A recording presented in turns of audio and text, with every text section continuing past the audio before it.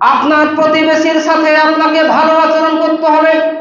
সহিহ বুখারী 6018 নম্বর হাদিসে এসেছে, আবু হুরায়রা রাদিয়াল্লাহু তাআলা বলেন, নবী সাল্লাল্লাহু আলাইহি ওয়াসাল্লাম বলেছেন, মান কানা ইউমিনু বিল্লাহি ওয়াল ইয়াউমিল আখির, যে ব্যক্তি আল্লাহ এবং কিয়ামত দিবসের প্রতি বিশ্বাস রাখে, ঈমান রাখে, ফালা ইউজি জারহু, সে যেন তার প্রতিবেশীকে জ্বালাতন না করে। মানুষ জ্বালাতন কি দিয়ে করে? হাত দিয়ে জ্বালাতন হতে পারে, মুখ দিয়ে জ্বালাতন হতে পারে। মুখ এবং হাত এই দুটি এমন অঙ্গ, এই হাত দিয়ে যেমন ভালো কাজ করা যায়, তেমনি কিন্তু মুখ দিয়ে হাত দিয়ে খারাপ কাজও করা যায়, যাই না? তাসবিহ তাহলিল পাঠ করতেছে, নেকি হচ্ছে। একটা মানুষকে অন্যায়ভাবে প্রহার করলাম, গুনাহ হইতেছে। মুখ দিয়ে মানুষকে অশ্লীল ভাষা বলতেছি, গালিগালাজ করতেছি, তার জন্য গুনাহ হচ্ছে। আবার মুখ দিয়ে যখন জিকির করব তখন আবার নেকি হচ্ছে। তাহলে আপনাকে আমাকে ভালো কাজে লাগাতে হবে। মুখ এবং হাত এই দুটি জিনিসকে যদি আমি ভালো কাজে না লাগাই, এই দুটি জিনিস দিয়ে যদি মানুষের প্রতি আমরা অত্যাচার করি, মানুষের যদি ক্ষতি সাধন করার চেষ্টা করি, তাহলে সেই ব্যক্তি পূর্ণাঙ্গ মুসলিম নয়। তার প্রমাণ আবু হুরায়রা রাদিয়াল্লাহু তাআলা বলেন, রাসূলুল্লাহ সাল্লাল্লাহু আলাইহি ওয়াসাল্লাম বলেছেন, আল্লাহি লা ইউমিনু, আল্লাহি লা ইউমিনু, আল্লাহি লা ইউমিনু, আল্লাহর কসম ওই ব্যক্তি মুমিন নয়, আল্লাহর কসম ওই ব্যক্তি মুমিন নয়, আল্লাহর কসম ওই ব্যক্তি মুমিন নয়। কিলা মান ইয়া রাসূলুল্লাহ, জিজ্ঞেস করা হলো, হে আল্লাহর রাসূল সাল্লাল্লাহু আলাইহি ওয়াসাল্লাম, সে কে, সেই ব্যক্তিকে?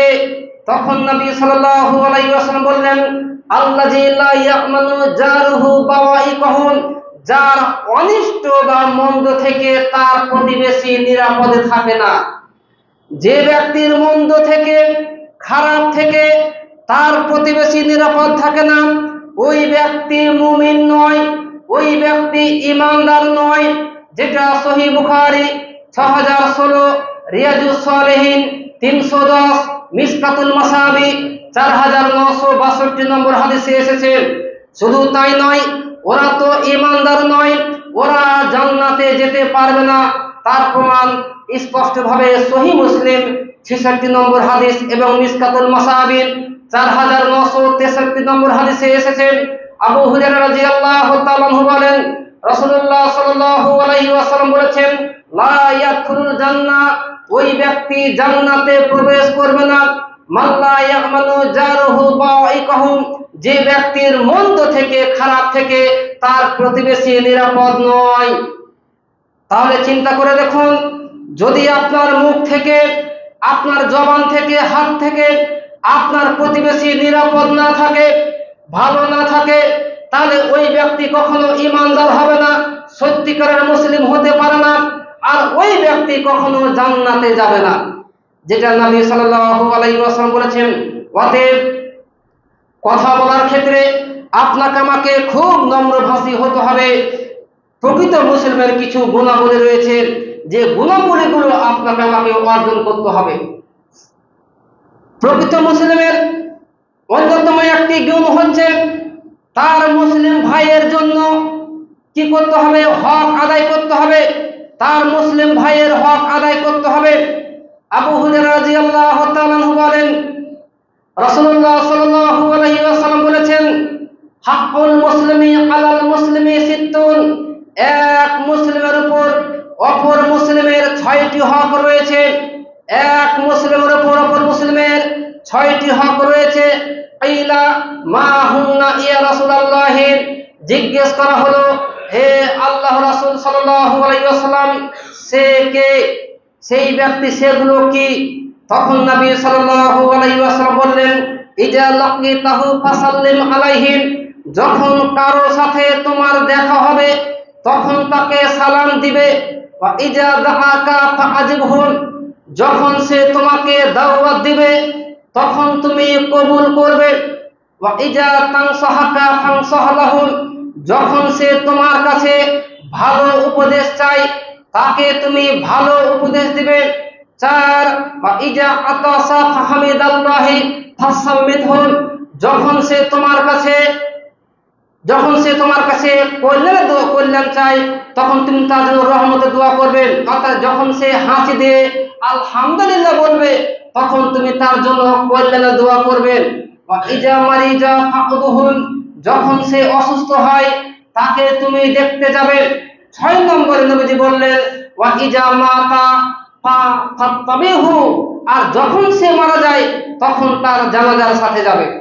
যেটা সহিহ মুসলিম 5544 নম্বর হাদিস, ইবনে মাজাহ 1433, মিসকাতুল মাসাবির 1437 নম্বর হাদিসে এসেছে নবী সাল্লাল্লাহু আলাইহি ওয়াসাল্লাম 6টি গুরুত্বপূর্ণ কথা বলেছেন। এক মুসলিমের উপর অপর মুসলিমের 6টি হক রয়েছে। তার একটি হচ্ছে যখন কোনো মুসলিমের সাথে দেখা হবে তখন তাকে সালাম দিতে হবে। দুঃখজনক হলেও সত্য, আমরা মানুষকে মুখ দেখে সালাম দিই, হুজুর দেখে সালাম দিই, অথবা কারো দাঁড়িয়ে আছে তাকে দেখে সালাম দিচ্ছি, অথবা পরিচিত মুখ দেখে সালাম দিচ্ছি। অথচ নবী সাল্লাল্লাহু আলাইহি ওয়াসাল্লাম পরিচিত অপরিচিত সকলকে সালাম দিতে বলেছেন। এটাই হচ্ছে ইসলামী শরীয়তের বিধান। কম সংখ্যক মানুষ বেশি সংখ্যক মানুষকে সালাম দিবেন। আমাদের সমাজে এক শ্রেণীর আলেম পাবেন যারা তাকিয়ে থাকে, ওই একা যাইতেছে 5 জন 6 জন মানুষকে অতিক্রম করে তাকিয়ে থাকে আমাকে সালাম দেয়। অথচ এটা ইসলামের বিধান নয়। আপনি যতই বড় আলেম হন না কেন, নবী সাল্লাল্লাহু আলাইহি ওয়াসাল্লাম একটা সম্প্রদায়ের পাশ দিয়ে যাচ্ছিলেন, তিনি মেয়েদেরকে সালাম দিলেন। অনেক মহিলা ছিল, অনেক বাচ্চা মানুষকে সালাম দিয়েছেন। তাহলে আপনি একজন আলেম 5 জন মানুষের সামনে দিয়ে গেলেন, আপনি কেন তাকিয়ে আছেন যে আমাকে সালাম দেখ? এটা তো ইসলামী শরীয়তের বিধান নয়। অতএব বিষয়গুলো আপনাকে আমাকে খেয়াল করতে হবে। এখানে আরেকটি বিষয় বলতে চাই, আমরা যারা সরকারি বেসরকারি অফিস আদালতে কাজ করি, নিজে মুসলিম হয়ে অনেক সময় যে অফিসে কাজ করি ওই অফিসের প্রধান যদি হিন্দু হয়, খ্রিস্টান বা ইহুদি হয়, আমরা অনেক সময় কি বলি? আসসালামু আলাইকুম। অথচ আপনি মুসলমান হয়ে কখনো একজন ইহুদি, খ্রিস্টান, একজন হিন্দুকে বা বিধর্মী লোকদেরকে কখনো সালাম দিতে পারবেন না। আপনি কি দিবেন? আপনি আদাব বলবেন। আদাব মানে আমি আপনার প্রতি সম্মান প্রদর্শন করছি। আবার অনেকে দেখবেন নমস্কার স্যার। নমস্কার মানে কি? আমি আপনার সামনে মাথা ঝুঁকাচ্ছি। নাউযুবিল্লাহ, শিরক হয়ে গেল। নমস্কার বলা যাবে না, নমস্কার বলা যাবে না। কি বলতে হবে? আদাব বলতে হবে যে আমি আপনার প্রতি সম্মান প্রদর্শন করছি। আমরা অনেকে ভুলগুলো করি ভাই, এই ভুল থেকে আপনাকে আমাকে বেঁচে থাকতে হবে। Professor doctor Mohammad Asadullah Ghalib sir বই লিখেছেন সালাতুর রাসূল, এই বইয়ের মধ্যে এই কথাগুলো তিনি নিয়ে এসেছেন। অতএব বিষয়গুলো খেয়াল করতে হবে। 2 নম্বর কথা, নবী সাল্লাল্লাহু আলাইহি ওয়াসাল্লাম বলেছেন যখন কেউ তোমাকে দাওয়াত দিবে তুমি দাওয়াত কবুল করবে। আপনাকে একটা বিয়ের দাওয়াত দিল, আপনি দাওয়াত কবুল করলেন, আপনি যেতে পারবেন বলে দাওয়াত কবুল করলেন, কিন্তু দাওয়াতে অংশগ্রহণ করলেন না। আল্লাহ নবী কি বলছেন? সে ব্যক্তি আল্লাহ এবং তার রাসূলের নাফরমানি করল। যে ব্যক্তি দাওয়াত কবুল করে দাওয়াতে অংশগ্রহণ করলো না, সে আল্লাহ এবং তার রাসূলের নাফরমানি করলো। আপনি যদি যেতে না পারেন আগে বলে দিবেন, ভাই আমি দাওয়াতে অংশগ্রহণ করতে পারবো না, তাই আপনার দাওয়াতটা আমি গ্রহণ করতে পারছি না, আগে বলে দিবেন। কিন্তু আপনি যেতে পারবেন না জানেন, তারপর আপনি বলছেন ঠিক আছে ইনশাআল্লাহ আসবো। তাহলে আপনার মতো যদি 100 জন ব্যক্তি না যায়, তাহলে দাওয়াতে কত খরচ ক্ষতি হবে জানেন? কত কষ্ট কিনা হয়েছে, কিভাবে ক্ষতি হবে না একটা মুসলিম ব্যক্তি? বিষয়গুলো খেয়াল করতে হবে। আমরা এই সমস্ত বিষয়গুলোকে ছোটখাটো বিষয় মনে করে থাকি, অথচ এটা মুসলমানের চরিত্র হতে পারে না। যখন কোনো মুসলিম ব্যক্তি ভালো উপদেশ চাইবে, তাকে আপনি ভালো উপদেশ দিবেন, তার জন্য কল্যাণ কামনা করবেন। আপনি কখনো একজন মুসলিম হয়ে আরেকজন মুসলিমের অকল্যাণ কামনা করতে পারেন না, তাকে আপনি একটা খারাপ পথে পরিচালিত করতে পারেন না। অতএব বিষয়গুলো খেয়াল করতে হবে। আল্লাহ রাব্বুল আলামিন আমাদের সবাইকে যেন প্রকৃত মুসলিমের গুণাবলীগুলো অর্জন করার তৌফিক দান করুন। সবাই বলুন আল্লাহুম্মা আমিন। প্রকৃত মুসলিমের 2 নম্বর গুণ কি? 2 নম্বর গুণ হচ্ছে দুনিয়াতে ইসলামের উপর বেঁচে থাকার জন্য আল্লাহর কাছে দোয়া করতে হবে। এটা হচ্ছে মুসলিমের একটা দ্বিতীয় গুণ। কি দোয়া করবেন? আবু হুরায়রা রাদিয়াল্লাহু তাআলা বলেন, কানা রাসূলুল্লাহ ইজা সাল্লা আলাল জানাজাতি, নবী সাল্লাল্লাহু আলাইহি ওয়াসাল্লাম যখন জানাজার সালাত আদায় করেন তখন তিনি বলেন, আল্লাহুম্মা মান আহইয়াইতাহু মিন্না ফাহিহি আলাল ইসলাম, হে আল্লাহ, আপনি যাকে বাঁচিয়ে রাখবেন তাকে ইসলামের উপরে বাঁচিয়ে রাখুন। আমান তাওয়াফাইতাহু মিন্না ফাতাওয়াফাহু আলাল ঈমান, আর আপনি যাকে মারতে চান তাকে ঈমানের হালতে মৃত্যু দিন। যেটা সহিহ আবু দাউদ 3201 নম্বর হাদিস, সহিহ তিরমিজি 1024 নম্বর হাদিস, সহিহ ইবনে মাজাহ 1498 নম্বর হাদিসে এসেছেন। আপনি এই দোয়াটি প্রত্যেকদিন করেন কি? যে আল্লাহুম্মা মান আহইয়াইতাহু মিন্না ফাহিহি আলাল ইসলাম, হে আল্লাহ, আপনি যাকে বাঁচিয়ে রাখবেন তাকে ইসলামের উপরে বাঁচিয়ে রাখুন, আর আপনি যাকে মারতে চান তাকে ঈমানের হালতে মৃত্যু দিন। কি এই দোয়াটি করবেন তো ইনশাআল্লাহ? এই দোয়াগুলো আপনাকে আমাকে করতে হবে। কে কখন মুসলিম থেকে কাফের হয়ে যাবে বলা যাবে না। ইসলামের উপর বেঁচে থাকার জন্য আল্লাহর কাছে আপনাকে এই দোয়া করতে হবে। অতএব এটা হচ্ছে মুসলিমের একটি গুণ। সত্যিকারের মুসলিমের 3 নম্বর গুণ হচ্ছে কি? নম্রভাষী হওয়া। কথা বলার ক্ষেত্রে আপনাকে নম্রতা অবলম্বন করতে হবে। মানুষের সাথে কথা বলার সময় নম্র হতে হবে। কর্কশ কঠোর পন্থা অবলম্বন করা যাবে না। আল্লাহ রাব্বুল আলামিন সূরা হামিম সাজদা 41 নম্বর সূরাতে বলছেন, আল্লাহ রাব্বুল আলামিন সূরা হামিম সাজদা 41 নম্বর সূরা 33 নম্বর আয়াতে বলেন, আমান আহসানু কাওলাম মিম্মান দাআ ইলাল্লাহি ওয়া আমিলা সালিহান ওয়া ক্বালা ইন্নানি মিনাল মুসলিমিন। ওই ব্যক্তির চাইতে কথায় উত্তম আর কে আছে যে আল্লাহর দিকে ডাকে ও নিজে সৎকর্ম করে এবং বলে যে ওয়া ক্বালা ইন্নানি মিনাল মুসলিমিন, আর বলে যে নিশ্চয় আমি মুসলিমদের অন্তর্ভুক্ত। আল্লাহ তাআলা কি বললেন? ওই ব্যক্তির চাইতে উত্তম কথাই কে হতে পারে? উত্তম ব্যক্তি কে হতে পারে? যে ব্যক্তি মানুষকে আল্লাহর দিকে আহ্বান করে, সেই সাথে নিজে ভালো কাজ করে আর বলে আমি একজন মুসলিম। তাহলে মুসলিমের কথার সাথে কাজের মিল থাকতে হবে। আপনি যেমন মানুষকে আহ্বান করবেন ভালো দিকে, ভালো কাজে যেমন ডাকবেন, সেই সাথে আপনাকে কিন্তু ওই ভালো কাজটি করতে হবে। আমরা কি করি? আমাদের অধিকাংশ মুসলিমের কথার সাথে কাজের মিল নেই। এজন্য আল্লাহ রাব্বুল আলামিন আপনাকে আমাকে সতর্ক সাবধান করে দিয়েছেন। সূরা সফ 61 নম্বর সূরা 2 এবং 3 নম্বর আয়াত আল্লাহ রাব্বুল আলামিন বলছেন, ইয়া আইয়ুহাল্লাযীনা আমানু লিমা তাকুলুনা মা লা তাফআলুন, হে ঈমানদারগণ, তোমরা এমন কথা কেন বলো যা তোমরা করো না। কাবুরা মাক্তান ইনদাল্লাহি আন তাকুলু মা লা তাফআলুন, আল্লাহর নিকটে বড় ক্রোধের বিষয় এই যে তোমরা বলো এমন কথা যা তোমরা করো না। তাহলে আল্লাহ তাআলা সতর্ক সাবধান কি করেছেন? যে আল্লাহ রাব্বুল আলামিন ওই ব্যক্তির প্রতি সবচাইতে বেশি নাখোশ হন, অসন্তুষ্ট হন যে ব্যক্তি মানুষকে ভালো কথা বলে কিন্তু নিজে ভালো কাজ করে না। তাহলে মুসলমানের স্বভাব হবে কেমন? কথার সাথে কাজের মিল থাকতে হবে। আপনি যেমন মানুষকে 5 ওয়াক্ত সালাত আদায়ের জন্য ডাকবেন, তেমনি আপনাকে নিজেকে 5 ওয়াক্ত সালাত আদায় করতে হবে। আমার এক আত্মীয় রয়েছে, সে 12 পারার হাফেজ, নিজে 5 ওয়াক্ত সালাত আদায় করে না, আর তার ছেলে মেয়েদেরকে হাফেজিয়া মাদ্রাসাতে ভর্তি করেছে। তারা যদি বাড়িতে আসার পরে সালাত আদায় না করে তাহলে তার বাচ্চাদেরকে সে মারে, অথচ সে নিজে কিন্তু সালাত পড়ে না। তার মানে এই কথার বিপরীত হয়ে গেল। অতএব মুসলমানদের স্বভাব হবে কথার সাথে কাজের মিল থাকতে হবে আপনার আমার, নচেত আপনি সত্যিকারের মুসলিম হতে পারবেন না। আপনাকে নম্রভাষী হতে হবে। আপনার কথায় যেন আপনার আত্মীয় স্বজন, আপনার বন্ধু বান্ধব, আপনার প্রতিবেশী যেন কষ্ট না পায়, এজন্য আপনাকে নম্র ভদ্র হতে হবে। নবী সাল্লাল্লাহু আলাইহি ওয়াসাল্লাম কেমন লোক ছিলেন? আল্লাহ তাআলা সূরা আলে ইমরান 3 নম্বর সূরা 159 নম্বর আয়াত আল্লাহ তাআলা কি বলছেন?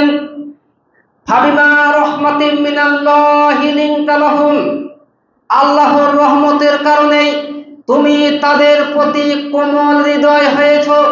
ওয়ালাউ কুনতা ফাজ্জান গালিজাল কলব, যদি তুমি কর্কশভাষী কঠোর হৃদয়ের হতে, লান ফাজ্জু মিন হাওলিক, তাহলে তারা তোমার পাশ থেকে সরে যেত। আল্লাহ তাআলা নবীজিকে উদ্দেশ্য করে বলছেন, যদি তুমি মানুষের সাথে নম্র আচরণ না হতে, কর্কশভাষী হতে, তাহলে মানুষেরা তোমার পাশে থাকতো না, বরং মানুষ তোমার নিকট থেকে দূরে সরে যেত। আল্লাহর বিশেষ দয়া যে তুমি কোমল হৃদয়ের হয়েছো। তার মানে নবী সাল্লাল্লাহু আলাইহি ওয়াসাল্লাম নম্রভাষী ছিলেন, কর্কশভাষী ছিলেন না। তিনি কখনো গালিগালাজ করতেন না। অতএব আপনি একজন মুসলমান ব্যক্তি, আপনার মুখ দিয়ে যেন খারাপ কথা না বের হয়। আমাদের সমাজে এক শ্রেণীর আলেমকে দেখবেন মাঠে ময়দানে দাওয়াতি কাজ করে, ওয়াজ মাহফিল করে, আর একজন আরেকজনকে কিভাবে যে গালি দেয় মানে চিন্তাই করা যাবে না। এটা আলেমদের কাজ হতে পারে না। অতএব নম্রভাষী আপনাকে আমাকে হতে হবে। এগুলো হচ্ছে মুসলিমের একটি গুণ, তাই বিষয়টি খেয়াল করতে হবে। প্রকৃত মুসলিমের আরেকটি গুণ হচ্ছে দ্বীনের জ্ঞান অর্জন করা। আপনাকে আমাকে দ্বীন সম্পর্কে অবগত থাকতে হবে। আনাস রাদিয়াল্লাহু তাআলা আনহু বলেন, রাসূলুল্লাহ সাল্লাল্লাহু আলাইহি ওয়াসাল্লাম বলেছেন, তালাবুল ইলমি ফারিজাতুন আলা কুল্লি মুসলিমিন, প্রত্যেক মুসলিমের উপর জ্ঞান অর্জন করা ফরজ। সহিহ ইবনে মাজাহ 224 নম্বর হাদিস, মিশকাতুল মাসাবি 218 নম্বর হাদিস। নবী সাল্লাল্লাহু আলাইহি ওয়াসাল্লাম এখানে ইসলামী জ্ঞানের কথা বলেছেন, দুনিয়াবী জ্ঞানের কথা বলেননি। যে জ্ঞান অর্জন করলে হালাল হারামের পার্থক্য বোঝা যায়, যে জ্ঞান অর্জন করলে দাড়ি ছাড়া যায়, যে জ্ঞান অর্জন করলে টাকটোর উপরে কাপড় করা যায়, সেটাই হচ্ছে আসল জ্ঞান। যে জ্ঞান মানুষকে হালাল হারামের পার্থক্য করে না, যে জ্ঞান মানুষকে সুদ খাওয়ায়, ঘুষ খাওয়ায়, চুরি ডাকাতি শেখায়, এই জ্ঞান কখনো আসল জ্ঞান হতে পারে না। অতএব প্রত্যেক মুসলিমের জ্ঞান অর্জন করা ফরজ। এখানে আপনাকে মুফতি মুহাদ্দিস হওয়ার কথা আল্লাহ নবী বলেননি, কমপক্ষে এতটুকু জ্ঞান অর্জন করতে হবে, কোনটা হালাল কোনটা হারাম, কোনটা সত্য কোনটা মিথ্যা, কোনটা ফরজ কোনটা ওয়াজিব, কোনটা সুন্নাত কোনটা মুস্তাহাব। কমপক্ষে এই ভালো মন্দ আপনার বিবেচনা করার মতো জ্ঞান আপনাকে আমাকে অর্জন করতে হবে। কিন্তু দুঃখজনক হলেও সত্য, আমরা নামে শুধুমাত্র মুসলমান, কিন্তু আমরা অধিকাংশ মানুষ দ্বীন সম্পর্কে অবগত নয়। যে সমস্ত মুসলিম ব্যক্তি এই দ্বীনের জ্ঞান অর্জন করার জন্য দূর দূরান্তে ছুটে যাবে, কোন আলেমের শরণাপন্ন হবে, তাদের লাভটা কি দেখেন। একটা হাদিস বলে আমি আমার কথা শেষ করব ইনশাআল্লাহ। এত গুরুত্বপূর্ণ কথা নবী সাল্লাল্লাহু আলাইহি ওয়াসাল্লাম কি বলছেন, আবু হুরায়রা রাদিয়াল্লাহু তাআলা আনহু বলেন, রাসূলুল্লাহ সাল্লাল্লাহু আলাইহি ওয়াসাল্লাম বলেছেন, মান সালাকা তরিকান ইয়ালতামিসু ফীহি ইলমান সাহালাল্লাহু লাহু তরিকান ইলাল জান্নাহ, যে ব্যক্তি জ্ঞান অর্জনের উদ্দেশ্যে কোন পথে চলবে, সাহালাল্লাহু লাহু তরিকান ইলাল জান্নাহ, তার জন্য আল্লাহ তাআলা জান্নাতের পথ সহজ করে দিবেন। সুবহানাল্লাহি ওয়া বিহামদিহি। সহিহ তিরমিজি 2646, সহিহ ইবনে মাজাহ 225 নম্বর হাদিসে এসেছে। তাহলে দ্বীনের জ্ঞান অর্জন করলে জান্নাতে যাওয়ার পথকে আল্লাহ রাব্বুল আলামিন সহজ করে দিবেন। আল্লাহ রাব্বুল আলামিন আমাদের সবাইকে যেন সত্যিকারের মুসলিম হওয়ার তৌফিক দান করেন, আমিন। এটা প্রথম পর্ব নিয়ে আলোচনা করলাম, ইনশাআল্লাহ আরো দ্বিতীয় পর্ব নিয়ে আলোচনা আমি করব, যদি আল্লাহ রাব্বুল আলামিন আমাকে আনা তৌফিক দান করেন বা আপনারা কোন সময় আমাকে না করেন। তো আল্লাহ রাব্বুল আলামিন আমাদের সকলকে, মা বোনদের সকলকে যেন সত্যিকারের মুসলিম হয়ে মৃত্যুবরণ করা